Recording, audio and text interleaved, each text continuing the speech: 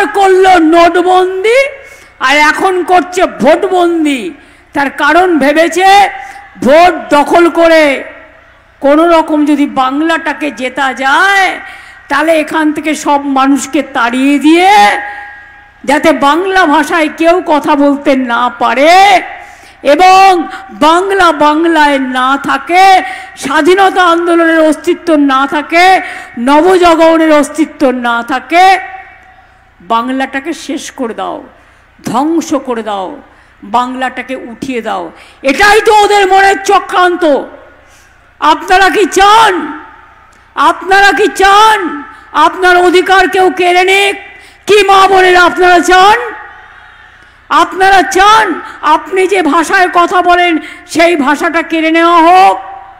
আমি সব ভাষাকে সম্মান জানাই, সব ভাষাকে সম্মান জানিয়ে বলছি, আমি বাংলার মাটিতে জন্মেছি, আমি বাংলা ভাষায় কথা বলবো, একবার নয় লক্ষবার, কোটিবার, কোটিবার, কোটিবার।